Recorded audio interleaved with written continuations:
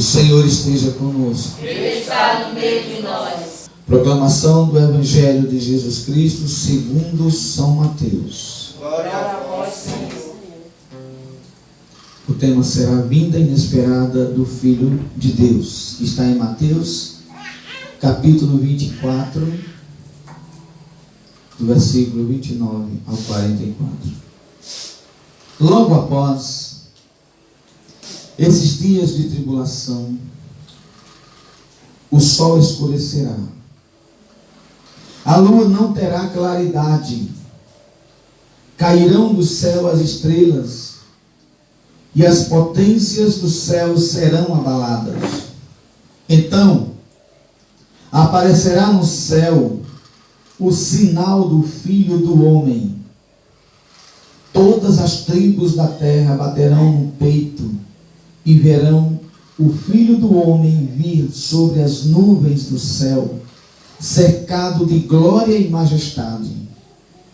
Ele enviará seus anjos com estridentes trombetas e juntarão os seus escolhidos dos quatro ventos, de uma extremidade do céu até a outra. Compreendei isso pela comparação da figueira. Quando seus ramos estão tenros e crescem as folhas, pressentis que o verão está próximo. Do mesmo modo, quando virdes tudo isso, sabei que o Filho do Homem está próximo à porta. Em verdade vos declaro, não passará esta geração antes que tudo isso aconteça. O céu e a terra passarão, mas as minhas palavras não passarão.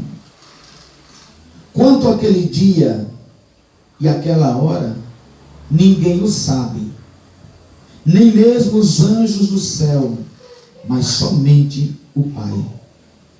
Assim como foi nos tempos de Noé, assim acontecerá na vinda do Filho do Homem.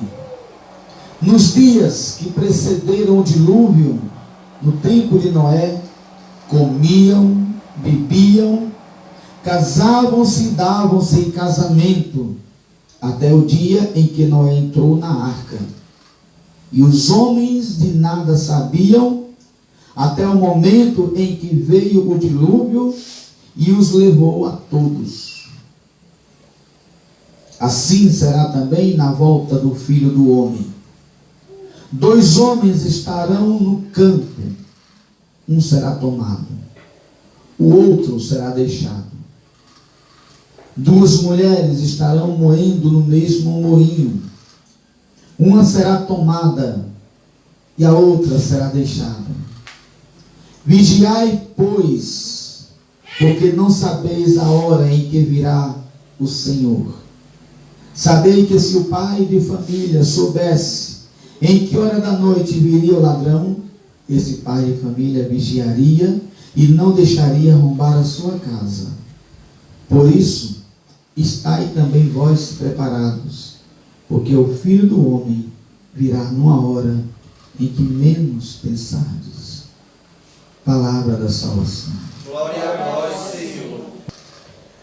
Irmãos, nós aqui que estamos reunidos na casa da comunidade Defensores do Trono, e vocês também que estão em suas casas, eu tenho meditado muito nesse tempo em que nós estamos vivendo. Não vou dizer o tempo da pandemia, porque o tempo da pandemia é apenas um tempo dentro do tempo. Mas eu vou meditar com vocês no tempo, no meu tempo, no tempo da dona Josefa, da Dilma. Eu tenho 50 anos de idade, esse ano eu faço 51.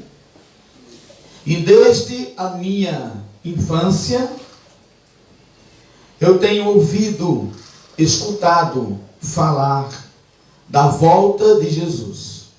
Quem nunca ouviu falar da volta de Jesus? Todos nós ouvimos. Não é verdade? Não é, Dilma? Todos nós ouvimos.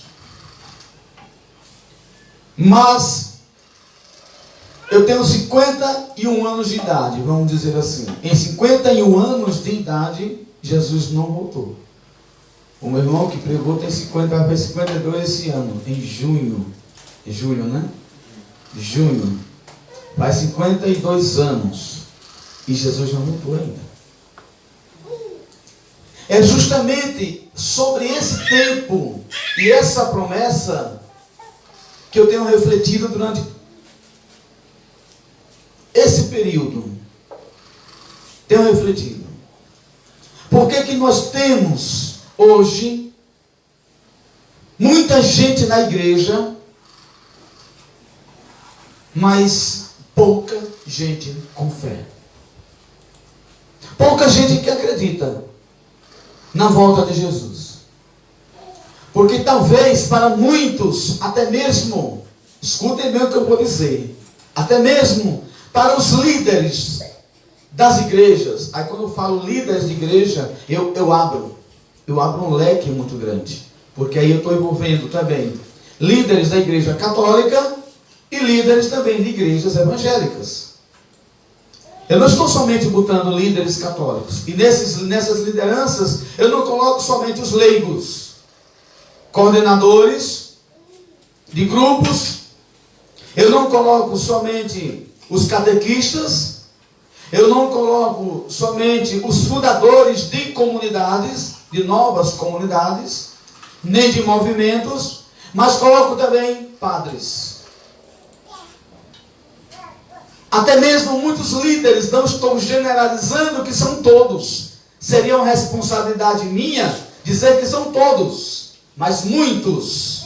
Porque a palavra de Deus diz, muitos são chamados, mas poucos são os escolhidos. Então mesmo os líderes chamados para serem lideranças, não são os escolhidos, porque não perseveraram na fé. Porque a única condição que nos dá para atingir o reino dos céus é perseverar na fé. É perseverar na fé. E essa palavra perseverar, ela quer vencer o tempo. 50 anos de tempo. 50 anos em que a promessa existe. No meu tempo, 50 anos em que a promessa existe, desde quando eu nasci até agora, que Jesus vai voltar. Mas até agora ele não voltou. Aí cabe a mim perseverar e acreditar e não me deixar levar pelas influências do mundo, pelas pessoas negativas do mundo, que por passar tanto tempo em que Jesus não tenha voltado, agora eu vou começar a fazer as coisas que as pessoas também fazem lá fora. Eu só sou fiel naquele momento de oração, eu somente sou fiel naquele momento em que está todo mundo cantando, orando, aplaudindo, naquele momento de fé. Ou seja, naquele momento em que é apenas fogo de palha. Aí neste momento eu sou fiel. Mas quando esse momento se acaba, quando acaba o grupo de oração, quando as pessoas do grupo de oração já não são mais as mesmas, mas são outras pessoas frias, aí eu também vou me esfriando. Aí eu não estou perseverando. Não é verdade? Aí eu não estou perseverando. É justamente nessa hora, presta bem atenção, em que você se esfriou, que Jesus pode voltar. Porque a palavra que nós acabamos de ouvir agora, que o nosso irmão trouxe, ele nos traz uma comparação do tempo de Noé. Quando vem dizer que Noé falou 100 anos sobre uma grande catástrofe que iria acontecer naquela região. E quem sabe que catástrofe seria essa? Seria um dilúvio, não é verdade? Vocês estão me ouvindo? Estão me ouvindo? Seria um dilúvio. E o que é um dilúvio? O que é um dilúvio? É uma enchente, uma inundação, não é isso? muita água, que vai derrubar muita casa, vai matar muita gente, poucas pessoas escapam. Deus havia prometido derramar água naquela região em que há muito tempo não chovia. Há muito tempo não chovia. E Deus iria castigar aquele povo com um dilúvio. Noé passou 100 anos pregando o dilúvio. 100 anos falando sobre essa enchente. Prestem bem atenção. Eu já preguei sobre isso outras vezes lá no santuário. No tempo em que Noé recebeu a palavra profética, ele foi para o meio do povo e disse: olha gente, olha povo rebelde, olha raça cruel, você que está no adultério, saia do adultério, porque o mundo vai se acabar com o dilúvio. Você que está roubando, deixe de roubar, porque o mundo vai se acabar com o dilúvio. E o momento é agora de você se arrepender de ter roubado, de ter cometido adultério, de ter pecado, porque se você morrer nessa condição, você pode até ir para o inferno. Neste momento em que Noé pregava desta maneira, muita gente se arrependeu. Muita gente se convenceu. Mas aí é que está o problema. Se arrependeu, se convenceu, mas não se converteu. Porque a conversão é mudança total de vida. Se eu mudo a minha vida, eu mudo as minhas atitudes. Naquele momento em que a palavra abraçava na boca de Noé, naquele momento em que a palavra saía da boca de Noé como um fogo, ela atingia também o coração das pessoas. Ela atingia também um temor nas pessoas.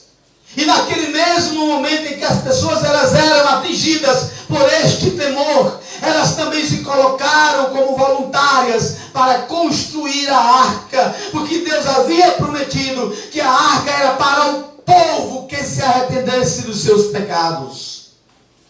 Era a única condição de salvação naquele tempo. E o povo, sabendo que a arca de Noé, sendo construída, seria a única condição de se salvar daquele dilúvio, daquela enchente, daquelas mortes que iria acontecer. Então o povo começaram a colaborar com aquilo que Moisés queria realizar, que era a construção da arca. Todo mundo empolgado, levava uma madeira, serrava uma madeira, ia para a mata tirar uma madeira, e todo mundo colaborou com a construção da arca. Um dia, 2 dias, 3 dias, uma semana, um mês. Começaram a colaborar, começaram a contribuir, começaram a carregar madeira. Mas aí eis a questão: quando se passou mais um mês, na entrada do segundo mês, começou um ou outro se desanimar. Porque começaram a questionar: como é que você acha? Você acha que realmente vai haver essa enchente num lugar tão seco como esse, que não está caindo nem água? Você acha que realmente vai chover aqui? Não tem condições. Primeiramente, esse território aqui é um território alto. E começaram a levantar questionamentos sobre aquilo que Noé havia profetizado. E começaram a duvidar da palavra de Noé. Aí se passou o segundo mês, o terceiro mês, o quarto mês, o quinto mês. E as pessoas, ao invés de irem aumentando este fogo, esta chama da palavra de Deus que veio na boca de Noé, eles iriam questionando, eles estavam questionando, e os questionamentos estavam cada vez mais derrubando a fé e o ânimo daquele povo na construção da arca. Na construção da arca, que a construção da arca pronta seria a salvação deles. E o que é que acontece? Eles perdem o ânimo, eles perdem a fé. Eles perdem a esperança e começam a duvidar se o dilúvio iria ou não iria acontecer. Aí o que é que acontece? Passaram-se 100 anos e Noé continuava dizendo: venha Dilma, venha Josefa, venha Etivan. Talvez aquelas pessoas que Noé ainda chamava para se envolver na construção da arca, essas pessoas talvez ainda iam, somente pelo respeito a Noé, mas não ia mais pela fé. Não ia mais porque acreditava. Não ia mais porque tinha esse entusiasmo do amor a Deus. Não iam mais porque estavam arrependidas, mas iam apenas porque talvez não tinha mais o que fazer naquele dia ou naquela semana. Eu vou dar uma forcinha a Noé. Talvez somente por causa disso, mas pelo profundo arrependimento, pelo temor e pela crença e por acreditar, eles não iam mais. E a prova disso está onde? A prova disso está que na própria palavra revela que justamente essas pessoas, por não acreditarem mais na profecia de Noé, elas começaram a farrar, começaram a brincar, começaram a se prostituir de novo, voltaram à vida passada mais uma vez. E por voltar a essa vida passada, foi justamente aí que chegou o dilúvio, que veio a chuva, que veio a enchente. E elas começaram a ver aquilo acontecendo. E foram pegas de surpresa. Reparem bem. Tiveram 100 anos para se arrependerem. 100 anos, a Bíblia relata, mas não quer dizer que tenha sido exatamente 100 anos, mas vamos botar assim 50 anos. Espaço de tempo suficiente para que se arrependesse. É verdade ou não é? Quantos anos uma pessoa passa em uma casa terapêutica para se recuperar? 3 anos. O governo só dá 4 meses. Você acha que um dependente químico em uma casa terapêutica, 4 meses se recupera? Não. Acha? Quanto tempo você acha que essa pessoa que é dependente químico precisa para se recuperar? Quanto? Uma vida toda. 1 ano se recuperaria? Eu trabalhei com jovens assim. Eu trabalhei com muitos jovens assim. E eu digo, 1 ano não é o suficiente. 2 anos não é o suficiente. 3 anos não é o suficiente. 4, 5 não é o suficiente. Podemos colocar na cabeça desta pessoa a consciência de que a droga para ela não é boa. Mas mesmo assim ela vai lutar contra a droga. Não é verdade? E ela pode cair. Ela pode cair. Da mesma forma, porque Deus permitiu que a arca fosse construída em 100 anos. Porque se eu tenho 50 anos de vida, quantos pecados eu não cometi em 50 anos de vida? Eu vou precisar apenas de 1 ano para me converter? Eu preciso de muito tempo. Mas é muito tempo esse olhando para Deus. É muito tempo esse olhando para Deus e não tirar os meus olhos dele. Foi isso que aconteceu com Noé. Foi isso que aconteceu com a família também de Noé. E foi isso que o povo não quis. Esse tempo para se converterem. Este tempo para buscar a Deus. Foi isso que eles não quiseram. Aí eu faço aqui uma pergunta. Quanto tempo você precisa? Quanto tempo você que está aqui sentado me ouvindo e você que está em casa precisa para se converter? Nós somos convertidos ou nós somos convencidos? Muitas vezes somos convencidos, não é isso? Convencidos que Deus é amor. Convencidos de que Deus vai voltar, Jesus vai voltar. Convencidos disso e daquilo. Mas não somos convertidos, porque a conversão ela requer a minha mudança de vida. Aquele povo do tempo de Noé, eles não foram convertidos, mas foram convencidos do que iria acontecer. Mas quando não viram acontecer, começaram a achar que estavam sendo enganados por Noé. Começaram a achar isso. Assim também, irmãos, dentro da igreja, aí eu volto a mesma questão que eu havia dito logo no início. Dentro da igreja, tem muitas pessoas não convertidas, mas convencidas, catequistas, evangelizadores, pregadores, fundadores de comunidades que só buscam seu bel prazer, só buscam aquilo que é para a sua comunidade.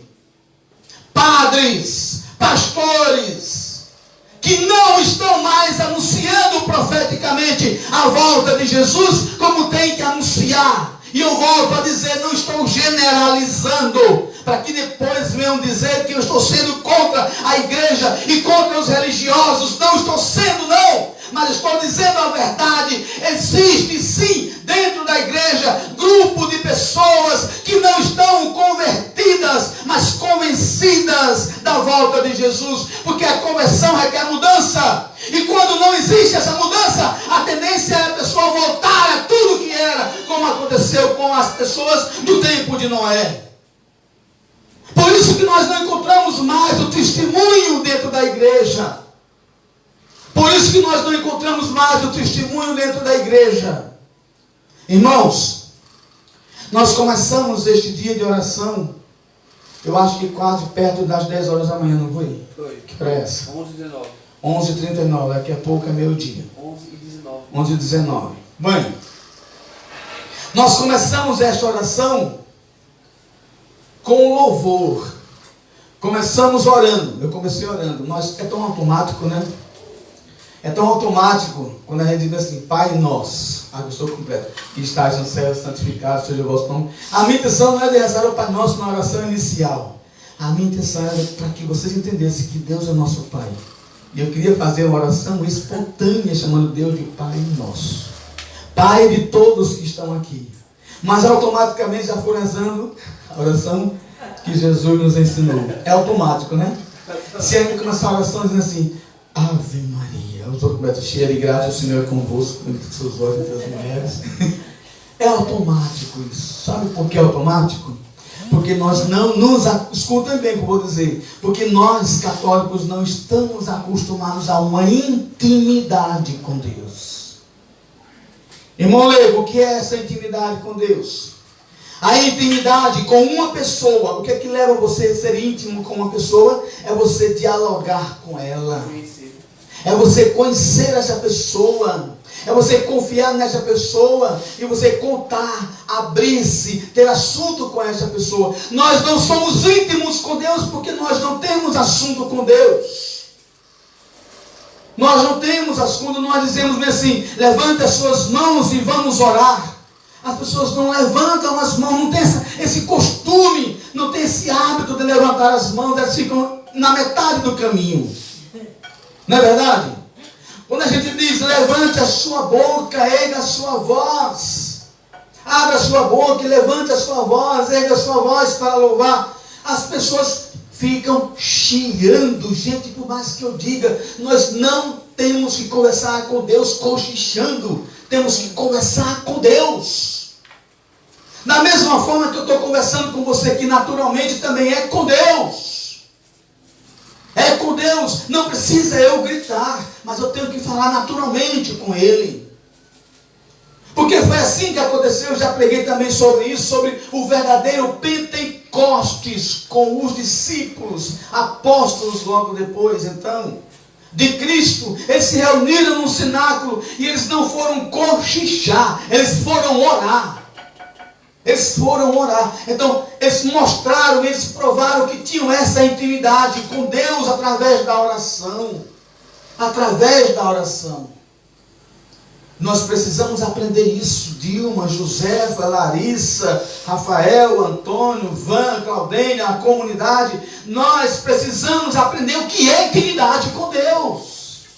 Mas a gente ora baixinho, não se concentra melhor. O que é? Não, independente se é baixinho ou se não é baixinho, a intimidade com Deus. E outra coisa, Não se concentra. eu já fiz essa comparação, eu vou fazer de novo aqui. Já fiz essa comparação, eu vou fazer de novo aqui. Preste bem atenção, preste bem atenção.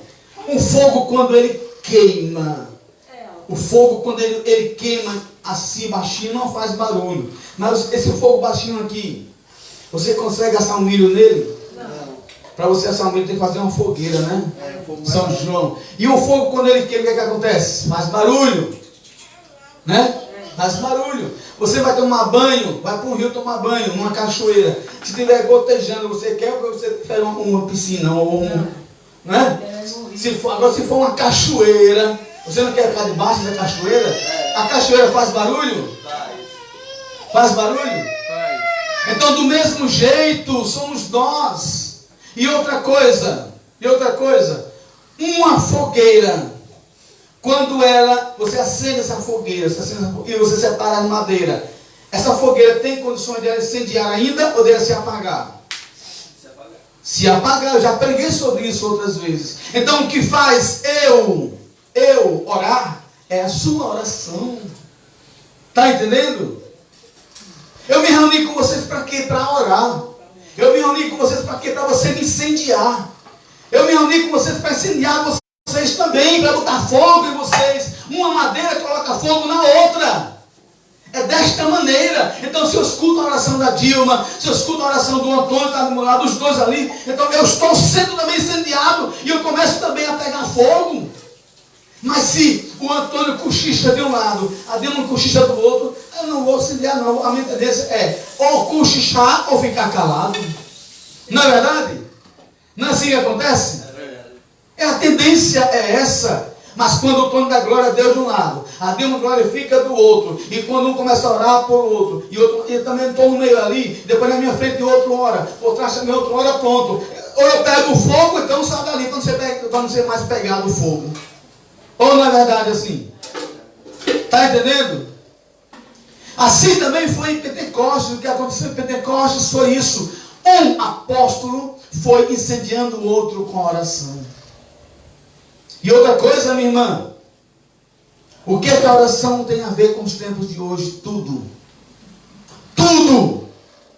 Hoje, preste bem atenção, nós temos ainda nós temos, escuta bem, Dilma, José e todos aqui, nós temos ainda a liberdade, estou dizendo isso, e todos podem ouvir também, aqui e quem assistem, temos ainda a liberdade de eu reunir vocês aqui na casa da comunidade, para a gente rezar com um som ligado, com uma live sendo transmitida, e com a vizinhança podendo nos ouvir.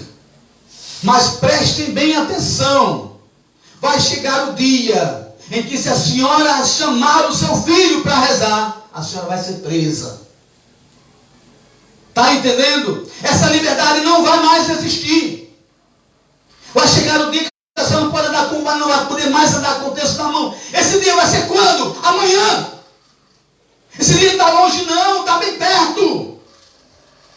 Essa pandemia, ela não é algo que foi simplesmente criada agora, mas ela já tem sido criada há muitos anos atrás, porque o projeto da pandemia é justamente de refrear o cristianismo, de parar com o cristianismo, de parar com o povo, é justamente de parar com que as pessoas não falem mais de Deus. Isso é o grande motivo da criação da pandemia. Ela existe, mas a primeira coisa que fizeram é: fiquem em casa. Esse fique em casa tira você da igreja, tira você dos seus projetos, tira você dos seus sonhos. Isso se chama perseguição em tempos atuais. Está entendendo? Isso se chama perseguição em tempos atuais. Nós não podemos simplesmente parar. Mas aí, irmão Leo, o que tem a ver isso com oração? O que tem a ver é que, se um fogo se apaga, ele não tem mais a condição de ser fogo. Mas se o fogo, por mais que você tente esconder, ele existe lá embaixo, ele vai incendiar tudo que está por cima. Verdade ou não é? Ele vai incendiar tudo que está por cima. Assim também, se nós, em nossas casas, em nossa comunidade, não oramos, por que os nossos filhos são mortos?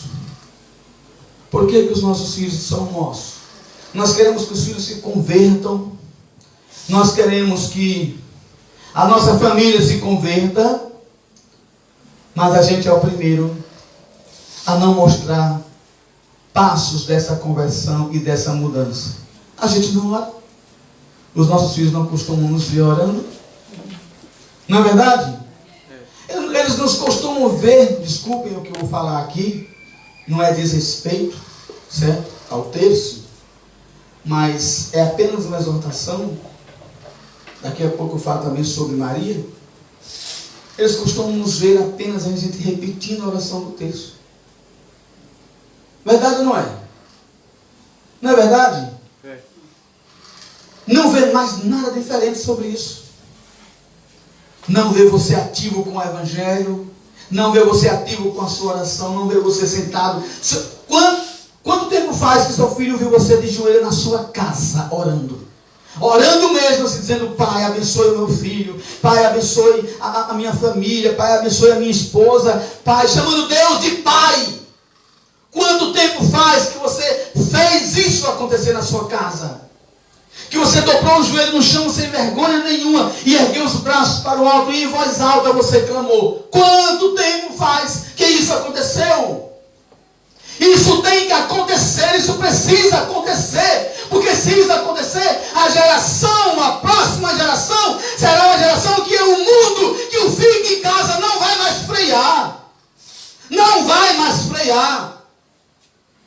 A juventude de hoje é uma juventude apagada. Eu estava dizendo ali para o Antônio, sentado na mesa, não há condições de um ministério ser formado dentro da comunidade se o ministério não quer buscar a Deus, não quer rezar, não quer ouvir a palavra. Aí ele disse: é isso que eu vou conversar com eles. E eu disse: não adianta. Porque a juventude já encruada, já se encruou por si próprio. Ela mesma se blindou. Ela não quer mais isso. O que elas querem é auê. É a juventude que hoje existe. É a juventude que hoje está sendo formada. Essa juventude vai formar gente pior do que ela na frente. Ou não é verdade? Pior do que ela na frente. Aí depois o pai, que foi jovem, que não quis mais saber de Deus, que não quis mais orar, que em tudo questionou Deus. Não é, e é pecado, pai? É pecado, irmão, questionar a Deus? Não, não é pecado.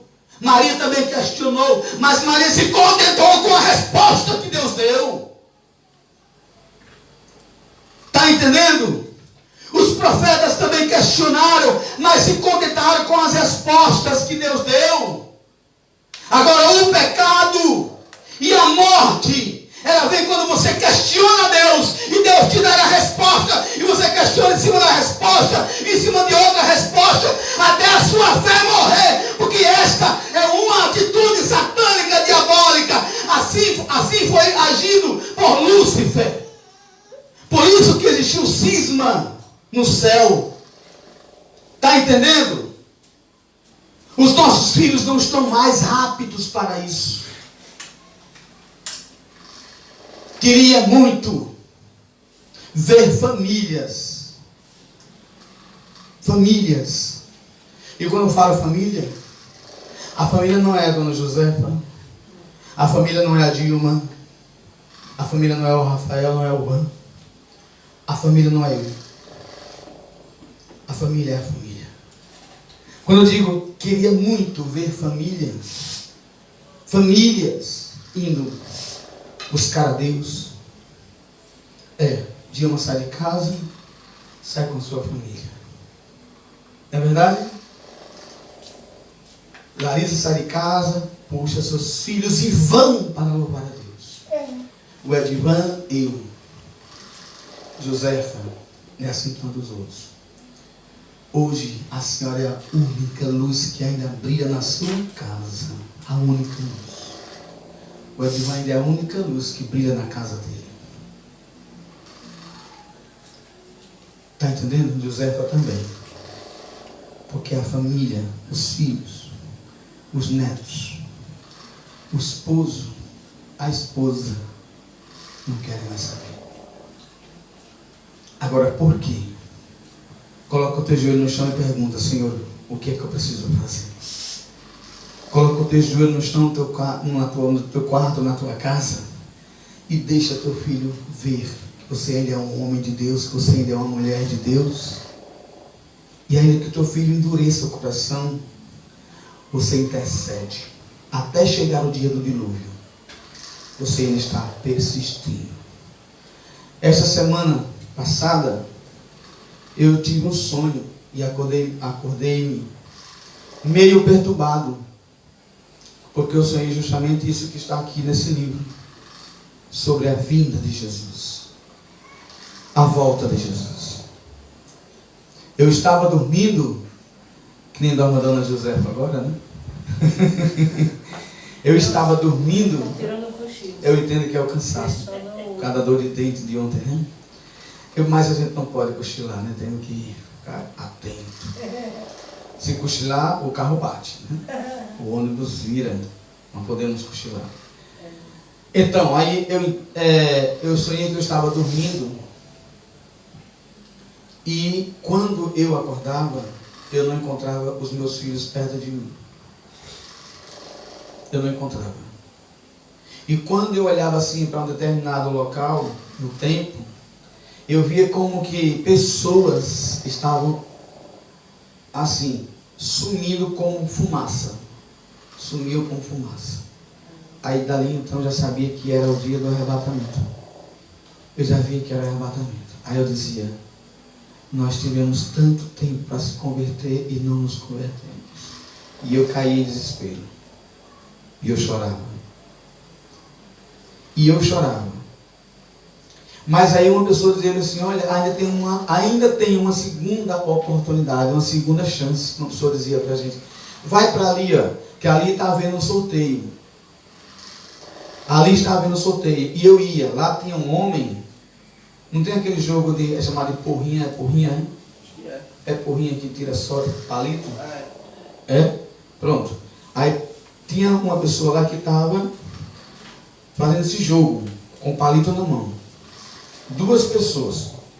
A pessoa pegava e quando mostrava, quem ganhasse, entendeu? Entrava na fila. Quem ganhasse, entrava na fila. E o perdedor ficava para competir com outra pessoa. Entendeu? Aí, mas como era esse entrar na fila? Vamos dizer assim, eu ganhei. Porque no sonho foi assim, eu havia ganhado no jogo.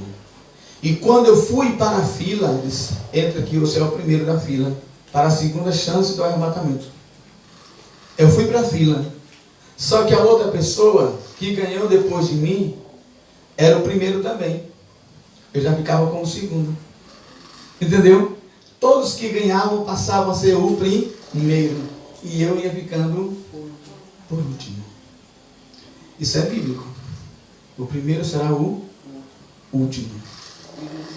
E os últimos serão os primeiros. Não é verdade? Então, irmãos, escutem bem o que eu vou dizer.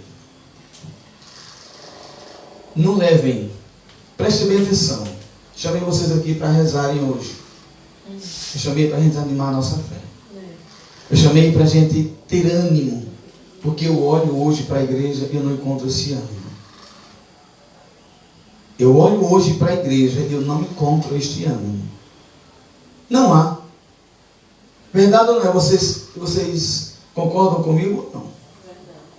Não existe mais esse ânimo. Os grupos de orações carismáticas estão sendo como antigamente? Não. Verdade ou não é?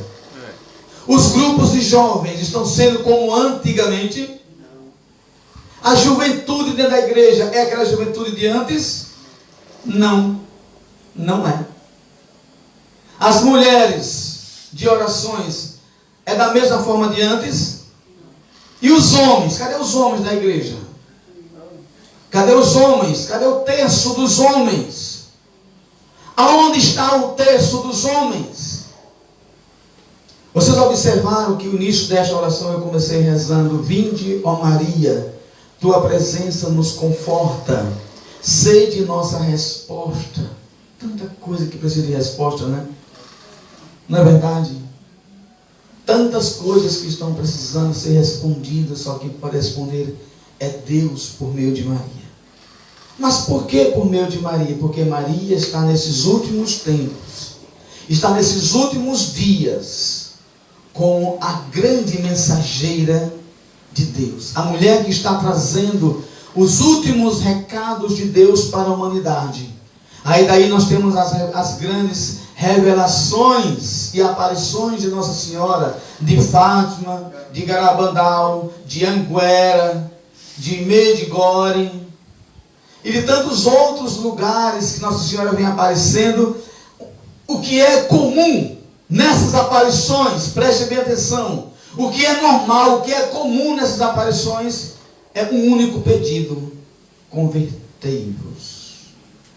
Convertei-vos. Agora, a palavra que Nossa Senhora pede em todas as suas aparições é: mude. Mude. Se converta. Está entendendo? Se converta. Maria como a última mensageira da época. Porque não existe mais profetismo, você pode observar. Não temos mais profetas na igreja como antigamente se tinha. Não existe mais pregadores que preguem a realidade da coisa. Não existe o púlpito, o altar. Está apenas transformado em palco. Em palco. As pessoas que estão sendo líderes, elas estão apenas usufruindo desse cargo para se auto-beneficiar, muitas vezes, mas não para falar a verdade, não para ser anunciador da palavra de Deus, não para converter de fato as pessoas quanto à palavra de Deus. Não é para isso. Você pode observar, você vê um fundador de comunidade todo exaltado muitas vezes. Todo exaltado muitas vezes. Pode observar se é verdade ou se não é. Dificilmente você vê um coordenador, um fundador humilde. E se um coordenador ou um fundador não tem humildade, raramente você também vê isso em sacerdotes. E eu digo do que atesto, eu digo do que sei, eu digo do que vivi. Não estou dizendo do que me disseram, não. Não estou falando do que me falaram, não. Conheço muitas pessoas, sim, sacerdotes de queixo erguido, pessoas que passaram pela comunidade e se ordenaram, e no entanto são de queixos erguidos hoje. E foi para isso que Deus chamou. Foi para isso que Deus tirou esse homem do meio do povo, para se dar ao povo, para receber regalias da casa do povo e ser bajulado pelo povo. Isso não é profetismo. Isso não é a realidade. Isso não é homem para os tempos de hoje, não. Homem de Deus, o que Deus quer, o homem que Deus quer para os dias de hoje, é homem que anuncia a palavra, é homem que anuncia a verdade, é homem que não tenha medo. É esse o profeta que Deus quer para os dias de hoje. E esses profetas estão se acovardando, estão esquecendo o peso da palavra covardia. Porque a palavra de Deus em Apocalipse vai nos dizer que fora da cidade santa ficarão os covardes, os bajuladores. Não temos mais profetas para os dias de hoje. É quando vem Maria, quando vem Nossa Senhora trazer o recado de Deus para a humanidade. É triste, irmãos. É triste. Mas ela insiste em nos pedir a conversão da sua igreja. Ela nos insiste. Porque de fato não existe mais convertidos, mas convencidos. Hoje qualquer pessoa hoje se acha capaz de falar de Jesus, de pregar, e porque fala de Jesus, aí acha que já sabe de tudo, e já se acha grande. Qualquer pessoa. Precisamos agir diferente. E mostrar o diferente. Os dias de hoje, os tempos de hoje não estão de brincadeiras. Não estamos. E nós vamos precisar de Nossa Senhora nesses últimos dias, viu? Nossa Senhora, como começou o Van falando, é uma igreja que a tem como mãe. É a igreja que tem mãe. Maria é a nossa mãe. E nós vamos precisar, escutem bem, nesses últimos dias nós vamos precisar dizer sempre isso: vinde, Maria, vinde na minha casa, vinde na minha igreja, vinde no meu ministério. A tua presença na minha casa, na minha igreja, no meu ministério me conforta. Seja a minha resposta diante da minha confusão mental, diante da minha confusão dentro da minha família, porque meus filhos estão assim. Seja a minha resposta. E cessai as trevas. Cessai as trevas. Deixa eu lhes perguntar uma coisa. Alguém aqui vive em trevas? O que é trevas? Trevas é escuridão. Quando você caminha em um lugar totalmente escuro, você tem certeza onde você está pisando? Não. Tem certeza? Se você não tem certeza, você está confuso. Não é? É. Está confuso. Muitos de nós, irmãos, prestem bem atenção. Muitos de nós estamos em escuridão. A luz se manifesta nas trevas. E os tempos que hoje nós estamos vivendo é o tempo de trevas. A luz se manifesta nas trevas. E a luz nos dias de hoje é a palavra de Deus. E é Maria que vem trazer esta palavra. A luz se manifesta nas trevas. A palavra de Deus hoje está sendo todos os dias. Eu parei mais de fazer as lives. Eu parei mais de pregar. Eu confesso em dizer, é porque eu estou muito cansado já de tanto falar. E os mesmos ouvirem e os mesmos não aceitarem. Confesso em dizer. Do mesmo jeito que os profetas lá atrás se cansaram. Do mesmo jeito, por que vocês acham que Jesus chorou sobre Jerusalém? Porque estava cansado de falar dos erros daquele povo, daquela localidade. Jeremias chorou, lamentou. Estava cansado de falar. Assim também, irmãos, eu vivo cansado de tanto falar das coisas que estão para acontecer. Eu não estou adivinhando nada do que vai acontecer, mas são os fatos que me dizem o que vão acontecer. Não sou profeta. Eu não sou profeta, sou anunciador da palavra que anuncia o que vai acontecer. É diferente. Está entendendo? Só que eu estou cansado de falar isso para os mesmos e os mesmos não mudarem. A começar da minha família, não mudarem.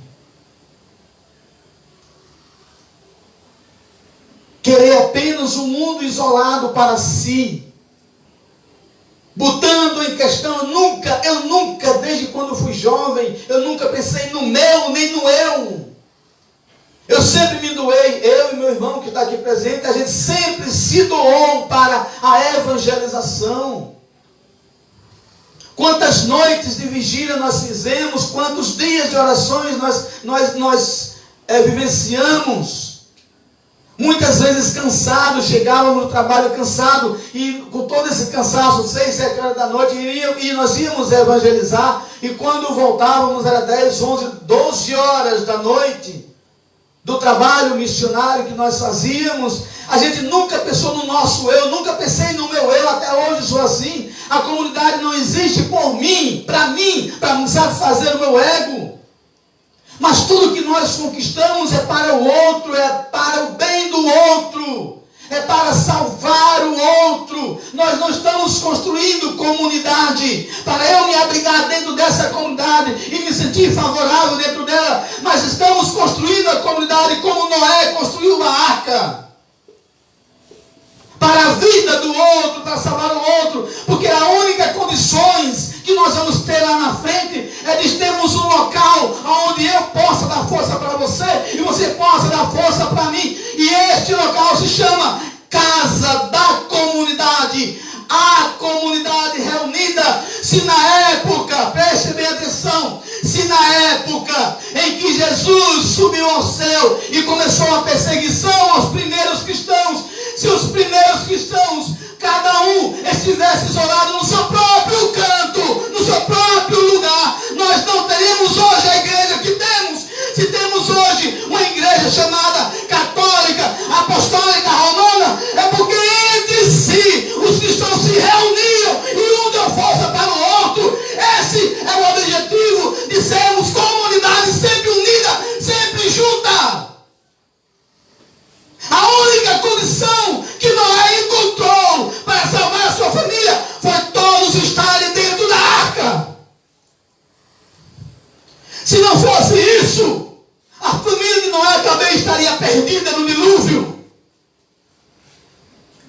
entendendo? Estão entendendo? Sim. Estão entendendo ou não? Agora eu espertei. É isso, meu irmão. É isso, minha irmã, que temos que manter acesa. Essa luz que brilha. Isso me cansa. Porque eu canso de falar a mesma coisa. Para os mesmos que só escutam e não querem mudança. Pregar o evangelho não é status. Ser coordenador não é status, é responsabilidade. Porque essa palavra que eu proclamo hoje aqui será cobrada de mim e de vocês que também ouviram. E de vocês que também a ouviram. Está entendendo? Muitas vezes eu choro.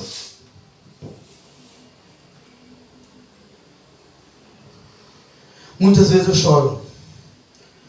Eu vou para o local que nós temos ali, que compramos e estamos pagando ainda, com muito suor, com muito esforço. Muitas vezes eu vou lá e fico lá sozinho, chorando, rezando e chorando, porque eu vejo que a partir dos meus não se reanimam para a obra do Senhor. Eu vejo isso. Hoje, a igreja é tão descrente. Quando eu falo a igreja, eu estou falando em cima da palavra de Jesus que diz: um pequeno rebanho apenas será salvo. Dentro da igreja, o maior país que temos católico é o Brasil. Mas poucos serão salvos, pouquíssimos. E olha, reze, preste bem atenção, reze. Reze hoje como se fosse morrer amanhã e trabalhe hoje como se nunca morresse. Preste bem atenção. Reze para que você faça parte do pequeno rebanho que será salvo. Porque a maioria não será salvo. A maioria está entre o comum. De católicos que acham que isso ou aquilo não é necessário. De católicos que acham que rezar demais é problema. De católicos que acham que não se pode orar em línguas. De católicos que acham que não se pode mais rezar o texto em casa. De católicos que acham que só tem que pensar no seu profissionalismo. De católico que acha que tem somente que pensar no seu eu.